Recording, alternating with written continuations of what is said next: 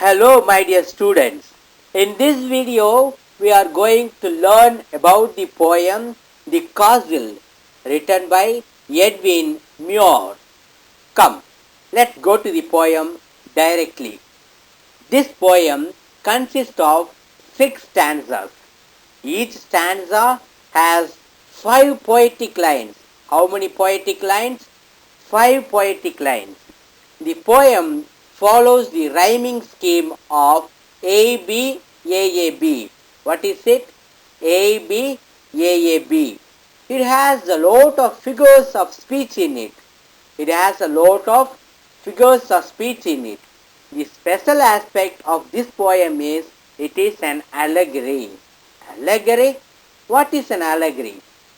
It is a poem or a story said or written to convey a hidden message. For example, in recent movies, they have lot of political messages because they cannot be said directly. So, they create different alike incidents. Our poem is such a one. Come, let's see the poem.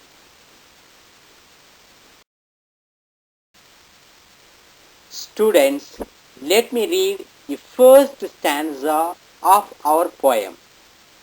All through the summer at ease we lay, and daily from the turret wall we watched the movers in the hay, and the enemy half a mile away. They seemed no threat to us at all. Generally, during the summer, people are relaxed and stress-free. In the first line of this first stanza, the people in the same way, the soldiers in one of the castles are very relaxed as if all days are summer to them. They feel at ease. Here, the soldiers feel at ease. Daily from the turret wall they see.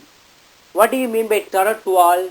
It means the defensive wall built like a tower in the castle. Do you see it in the picture? We watched the movers. What is that movers? Movers are the people who trim the grass and level the hay. Hay meaning Vaikol Port. The enemies are nearing us. They are just in the half a mile. They are not threat to us at all. Allegorically, here the poet reveals two things. One, they are well prepared to face their enemies, though they are half a mile away. And secondly, the enemies who are seen externally are not as dangerous as the enemies who are inside.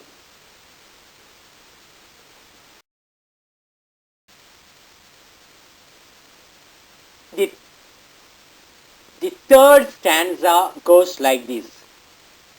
For what, we thought, had we to fear?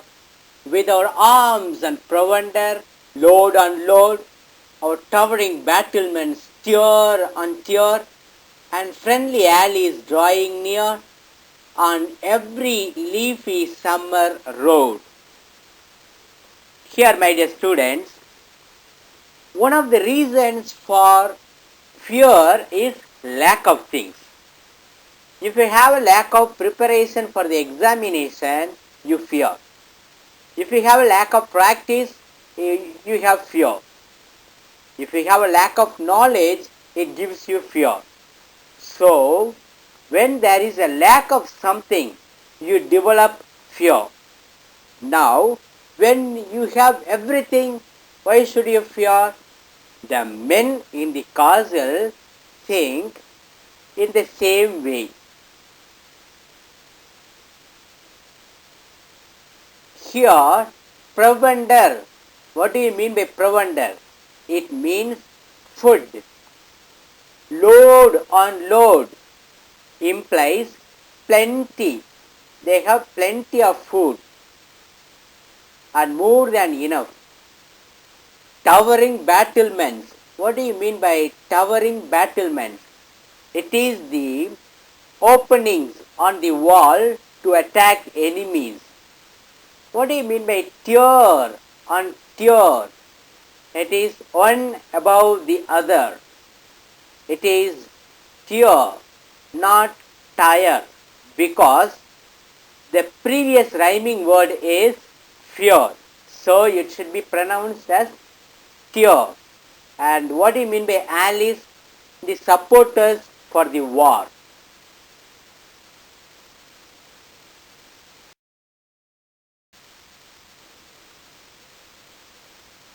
Our gates were strong, our walls were thick, so smooth and high, no man could win.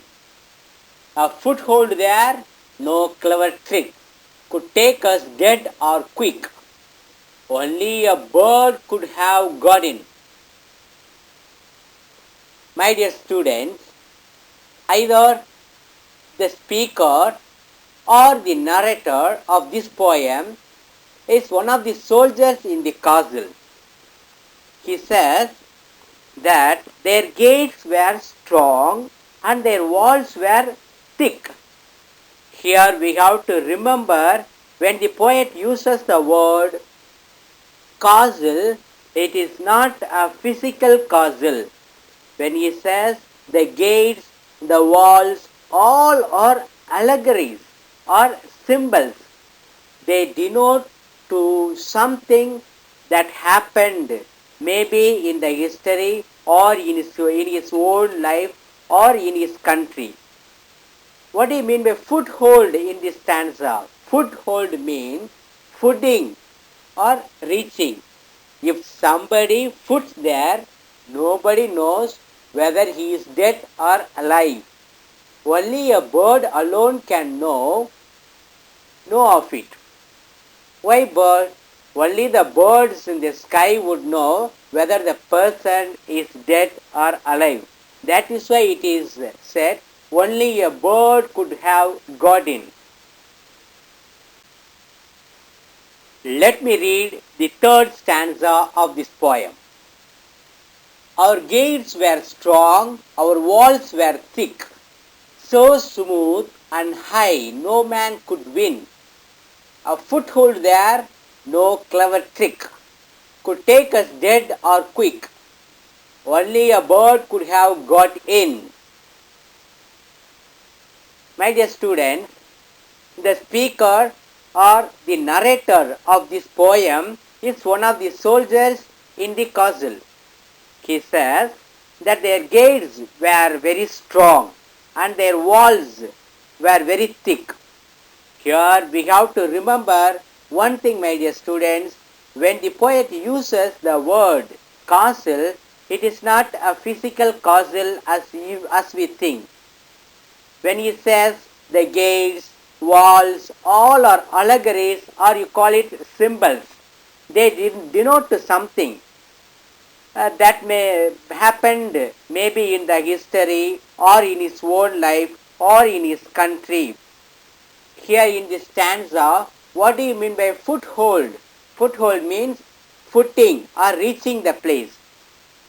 If somebody foots there, nobody knows whether the person is dead or alive. Only a bird alone can know of it. Why bird? Only the birds flying in the sky would know whether the person is dead or alive. That is why the allegory bird is used in this stanza.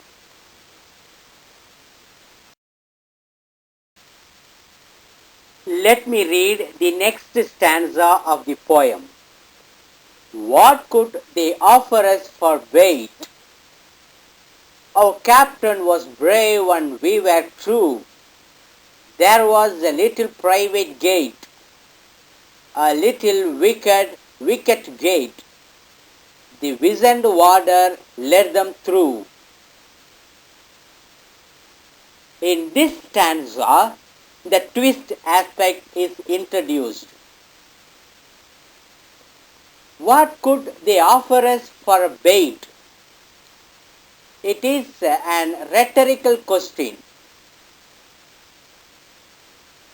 What do you mean by a rhetorical question? A rhetorical question is asked not expecting the answer, but to give you a special effect on the language. What do you mean by bait? Bait is a compensation. For example, when you go for fishing, you have a small worm in the hook of the fish rod, so that the fish is cheated and trapped in your hook. In the same way, the soldiers in the castle are proud of their unshakable belief of their loyalty and duty consciousness. Here, the soldiers are very proud of their brave and bold captain. Now, the poet introduces, there was a little private gate. There was a little private gate. Remember, private gate may be referred to our personal weakness. A little wicked gate may be a little immoral affair. What do you mean by wicked? Wicket, wicket gate. Wicket means small. The wizened warder. What do you mean by the wizened warder? The wizened, the old warder. Warder, the watchman, the security. The warden, the gatekeeper. The old gatekeeper let the enemies through the private secret gate.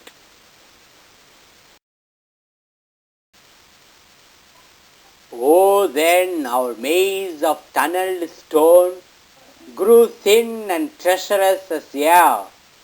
The cause was lost without ground. The famous citadel overthrown, and all its secret galleries bare. See, my dear students, for every castle there would be a confusing and ununderstandable methodology to reach the castle. That particular confusing path is called maze. Now that maze grew weak. Grew thin means grew weak. Treacherous means betrayed. And cunning grew fast, grew fast and spread like air. The reason for the castle was lost. The citadel means the fort. The castle was lost. All the secret galleries in the castles were made empty. The enemies came and conquered the so-called strong castle.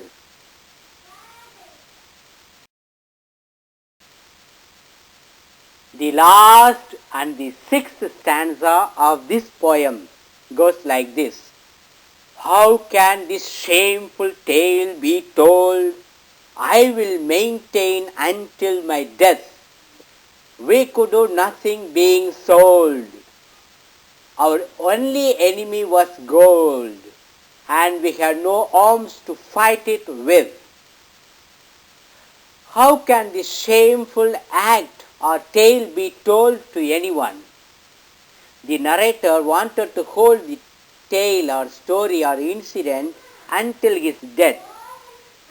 The gods could do nothing because one of them was sold. Their enemy was money and gold, and they had no weapons to fight it with. Here, the actual allegory comes out. So, the betrayal is done in the castle. The betrayal is done for the sake of gold or money. Money makes many things. Nobody can do anything against their own betrayal. This is the end of the poem and explanation, my dear students.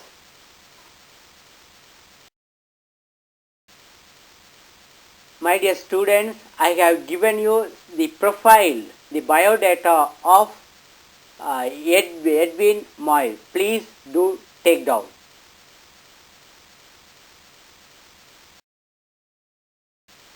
And my dear students, I have given you the summary of this poem. Please do take down the summary of this poem, my dear students. When you are asked to write a paragraph, you can make use of them.